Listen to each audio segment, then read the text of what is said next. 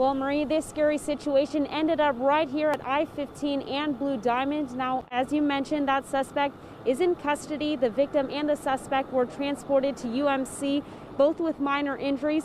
Well, let's take a look at what the scene looks like right now. Now, this area, the southbound on-ramp at Blue Diamond, is still closed, so drivers need to know that they will try to find a different route if they're in this area. Now, here's what we know happened tonight. Metro dispatchers say around 5:30, a man broke a window of a residence in the 3900 block of Algonquin Drive, beat a woman, and forced her into a car. There was a pursuit with Metro that ended up at the southbound Blue Diamond on-ramp.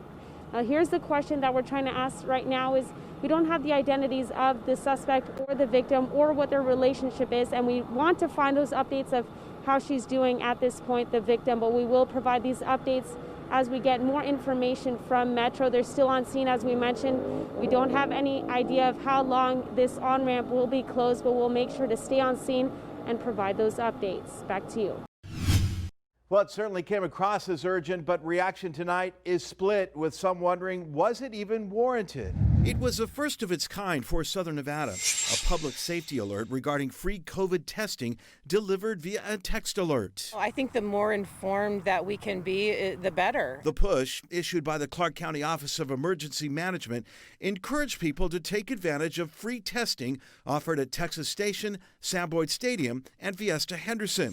News 3's social followers immediately responded, many complaining that a COVID testing reminder does not constitute an emergency. I'm happy about what they're doing, but I really wasn't happy to get an Amber public alert. Las Vegas City Councilwoman Victoria Seaman also worries these texts should be reserved for things like extreme weather warnings and Amber alerts. Again, hope that we are using our emergency alert for emergencies, because we really want people to take them seriously. County authorities would not go on camera to discuss the decision, but did send a statement that says, in part, it is important to make it widely known that this free, convenient, and drive-through testing is available. So I've already been tested, but I think it's great.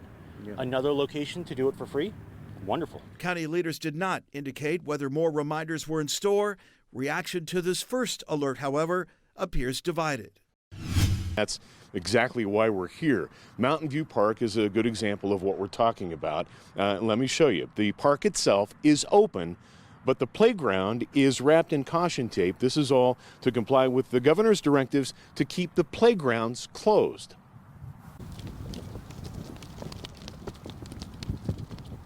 The sound of caution tape flapping in the wind. Only feet away, silence surrounds a playground that would have been filled with the sounds of children before the COVID-19 lockdown. It's the saddest thing you ever want to see.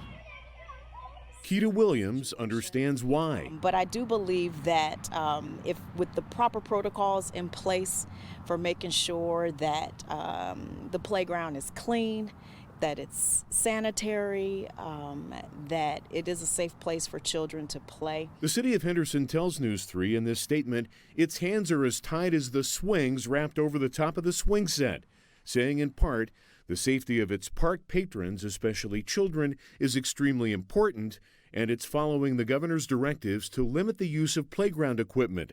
We received a similar response from the city of Las Vegas. But one Henderson woman is tired of playing around.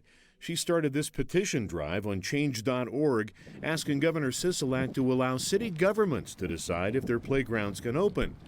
One Henderson dad, Ryan Jameson, says he'd like that option for his young son. I'd like it to happen.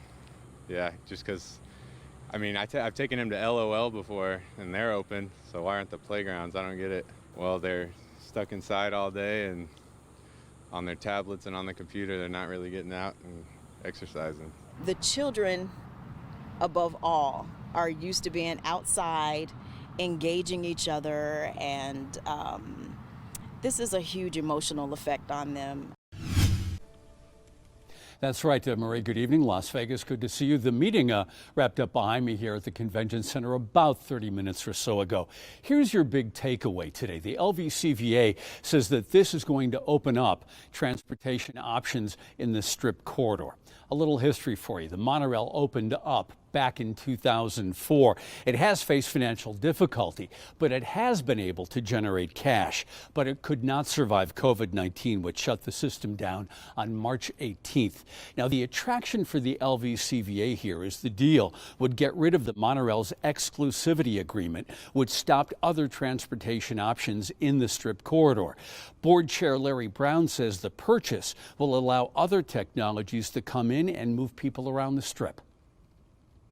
I think the most important thing from my perspective in this agreement today is the fact that we eliminate the largest obstacle, and that is the exclusivity, that no one could come into this corridor until that exclusivity was eliminated, because it could be the boring company. There's certainly going to be a component, but there could be other technologies and companies out there waiting to come into this market over the next decade and compete. I like to see Marie do the Carlton. All right, let's go ahead and get to some sports now. Sad breaking news for the Raider Nation as receiver Tyrell Williams' season is over after the Silver and Black put him on season-ending injured reserve list. Williams cannot return during the regular season. Meanwhile, some good news. The NFL released its COVID-19 test results from the past week, and the league has administered 58,621 tests, just under 9,000 players and team personnel. With that, there were only 10 new positive tests, 4 players, 6 team personnel. Now, the first game is Thursday in the NFL, September 10th in Kansas City. They'll have fans limited to 22% capacity, which is around 17,000 inside their